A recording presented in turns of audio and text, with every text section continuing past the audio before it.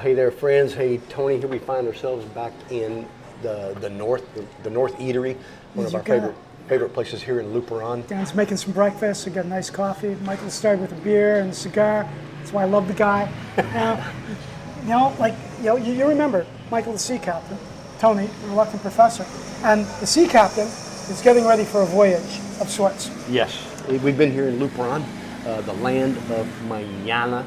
Everything happens mañana. Mañana is tomorrow, but around here it's just like sometime out there. Right? So you make a plan, and it happens. Exactly. So it reminds me, and I've told you about this before. I've been preaching it with my sailing students, with people in life, just to maintain a life of rigid flexibility.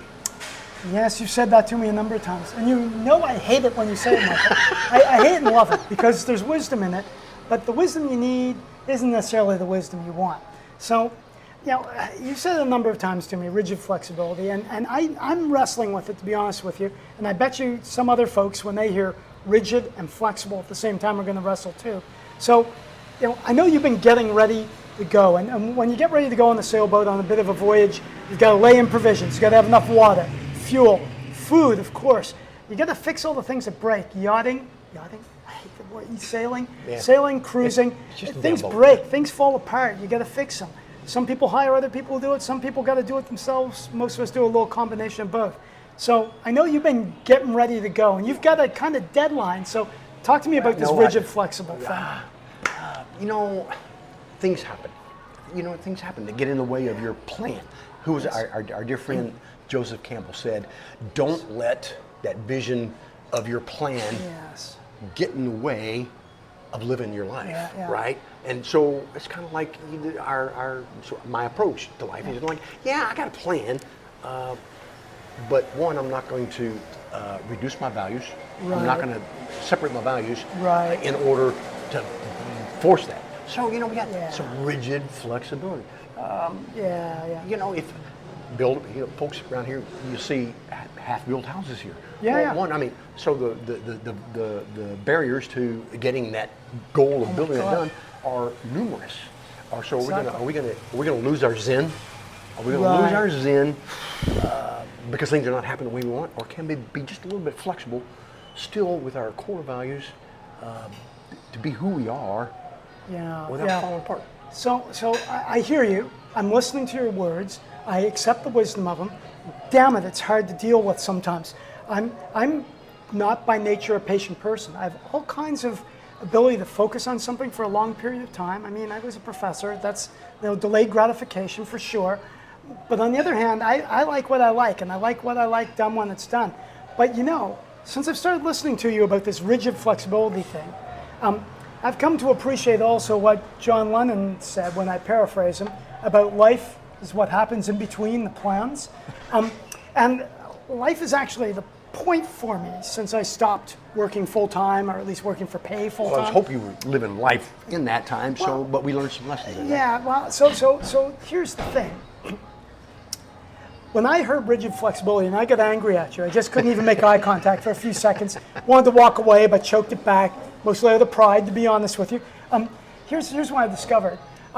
You can keep your eye on the prize as long as the prize is actually worth running for. Exactly. So you remember last episode, we were talking about rich versus wealthy. And of course, wealthy, having what you need, of course, and your wants being few.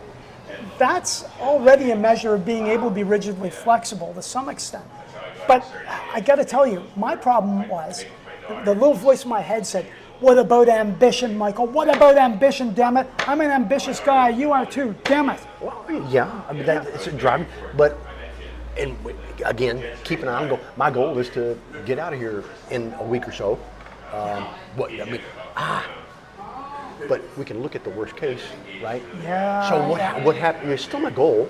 Yes. But what happens to the roadblocks, the variables that happen, and then what's my approach? What's my approach to them? Because they're going to be there, and who has real stoicism here? Yes. Who has control of how I feel about those barriers? Exactly. So I came to a similar conclusion, and now I'm going to share it with you because, it's a mea culpa. It's me saying, I get it now. As the guy revs a motorcycle outside. That's okay. We'll wait. My God. That's a harsh sounding motorcycle. Yeah. But yeah, we're rigidly flexible about that. So I came to also 2 Stoic principles to help me with understanding rigid and flexible. One of them was, of course, imagining the worst possible case. Classic, absolute classic. Is it going to kill me if I don't leave today, but I leave tomorrow? What happens if I run out of brown rice and I got to eat more mashed potatoes? Like, yeah, life is not going to end at that point, okay? That's all right. And the other was exactly what you said. Making sure that we keep a sense of, broadly the sort of values and making sure that I'm responding to things that I think are actually meaningful to me rather than just emotionally spinning out of control. And that's where the ego part came in for me. My God, I was frustrated with you when you said rigidly flexible. I mean, I was angry at you. I was angry at you. I couldn't really even figure out why I was angry. We'll talk about anger some other time. That's a big topic. People have written books on that. People have spent their lives studying it. All I know is that when I feel angry, it's usually important for me to shut the hell up and take a step back. Because first off, I don't think properly when I'm angry. No one does. And secondly, it's not usually I'm angry. It's usually something else that then triggers the anger. This is just an aside. And so when you're angry, whose problem is that? Oh yeah. It's all my problem all day long. Yeah. I can be angry for days. It's still my problem. That never gets solved. So I think the rigidly flexible thing, I'm certain is going to tweak a few of you. It tweaked me, and like if it did, be honest and drop us a comment about it. I want to hear how other people suffered with the idea of rigidly flexible for a day or two before you came to terms with it. I suffered for about 2 weeks. So, then I finally got a little bit of my own wisdom by sitting and thinking about it, and then I understood what you were getting at. So this is very important, and my wife has become accustomed to saying that. So that rigid flexibility. Well, this didn't happen. So now we're just going to sit on our ass and do nothing. Well, no, we're still going to drive towards that goal, and this is very important. Exactly. So, in both of our careers, we had a goal. We were driven. We were ambitious. Oh my goodness! Yes. But now looking back on it, was it achieving those goals, or was it reflecting on the journey that got you there, that made you the man who you are today? Yeah. So clearly, yeah. But you still have to get to the goal. Yes. But how you get there matters. But and getting I don't know wrapped up that in the I journey, thought about that. about being pissed off about the journey, well, no. Rigid flexibility. My goodness. And it still tweaks me a little bit inside. And certainly it tweaks you a bit too. Okay, now we'll get you to help me out here because Yeah. I know there's a bit of existentialism in there. Oh, there so is. let's help me make that leap. Okay. To fill the full. So existentialism is about authenticity. At Yes. least the existentialism I like to work with. I'm a Jean-Paul Sartre guy. God help you if you ever tried to read Being and Nothingness. It took me a half dozen goes before I even got through it. And that's like doing it for work and as a professor. So, encourage you to go back again. And if you actually find existentialism, drop a line. Maybe we'll do a little primer separately from this. But the core gig about existentialism is authenticity. Yes. And Jean-Paul Sartre was really clear about it insofar as a French philosopher can be clear. And what he said is, look, there's 2 basic categories of things. There's things that can be for themselves and in themselves, okay? And really, he was trying to draw the distinction between human beings and inanimate objects with a twist. So here's where we go. So rocks are rocks. Rocks are fully a rock. They can't aspire to be any more of a rock than they are. That rock is the best rock it can ever be. It doesn't even know if it's being a shitty rock or a good rock. It just is. Full stop. Human beings have free will. They can think about things. They can make philosophic decisions. And the greatest sin of all, in Jean-Paul Sartre's view, is to treat yourself as though you have no choice. To treat yourself as though you were a rock. Okay? So now there's other ways to be inauthentic too. And here's the next tricky one. Most of us think we've got some choice. Sometimes we act as though we don't.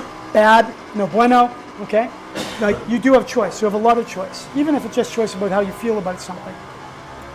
But here's the other category of things Sartre had for us. He's a mean bastard. He'd point out all the pitfalls, and then we had to deal with it. And that's when you're being for others. And that's when the facade. He uses the example of a waiter.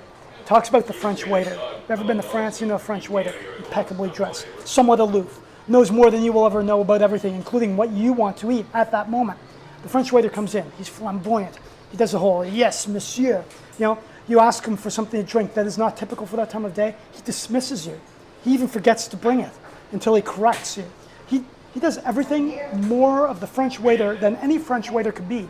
He's got a facade. He's not just a professional. He's acting as though he thinks that professional should act. The facade of being for others, okay? And that facade, damn it, is about appearances. Existentialism tells us, no bueno, okay? So we've got a whole lot of lists of what you shouldn't do with Jean-Paul Sartre. It gets a little bit harder when he talks about what you should do. I got to reel you in. Yeah, come on. Okay, I got to reel you in. Okay. I got to reel you in. I love this shit, man. 15 years of my life spent dealing with this. I know you do. I know you do. Okay. Rigid flexibility and authenticity. Yes. Rigid flexibility. There are recognition of there are things that I cannot control. Yes. I can't make the rock be anything other than a rock. That's right. However, I could choose to yell at the rock. Yes. I could choose to pick up the rock and throw it somewhere, but it doesn't make it anything else than it is. No. I can go around the rock, Exactly. or I can just wait my turn to move around the rock. I can control how I feel. It doesn't matter if I'm mad about it, happy about it. Doesn't matter. Exactly. It's still going to be a rock. Yes. My approach to that rock, rigid flexibility. Yes. So our approach to the rock, to other people that have expectations of us, good or bad, time honored or bullshit. Our approach to ourselves, same thing. I opened it for an unknown reason. Oh, thank you, man. See, life is good. Thanks, Dan. So you see, look, we're sitting here talking about authenticity and being flexible. And what happens? A beer on the house comes by. Like when you're in the flow, you're in the flow. I was going to leave, but now. Yeah. So here's the thing. Let's bring it all the way around. I can't believe I'm bringing it around. But the mañana thing. I got over the whole frustration with the mañana thing, where people said tomorrow, then tomorrow never really came. What I did, but it was a week and a half later. And everyone was kind of apologetic, but not really, because it wasn't really time to work on your project. It was time to do something else. And then I suddenly realized my goal wasn't to get that little tiny piece of woodworking done. I thought it was. I had this arbitrary time. My goal was actually to have a good time getting it done and to meet people here in the fine town of Luperon, to enjoy my life, to feel the ebb and flow of life in this subtropical area. And you know what? My rigid, not rigidly flexible, my rigid timeline about on Tuesday I'm getting this done, got in the way of all that shit. So once I let the timeline go, doesn't mean that I wasn't ambitious about getting the job done. Once the timeline went and the flexibility came in, then I actually got closer to my goal. And it felt like a breath, didn't it? Oh my God.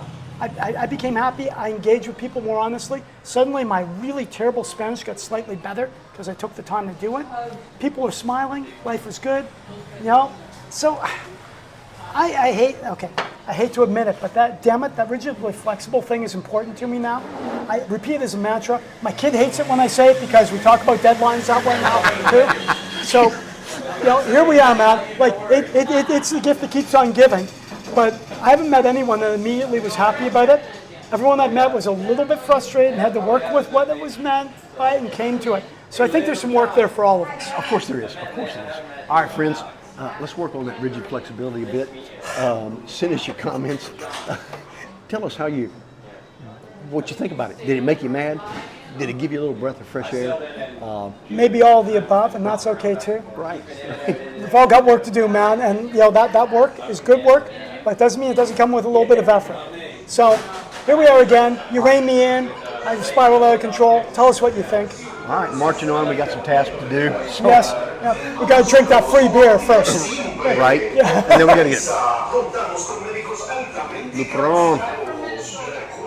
So with that, including the Spanish advertising behind this in mind, thanks for hanging in there. Enjoy the conversation, I hope. Add to it when you can. And we'll see you next time. All right, we're out.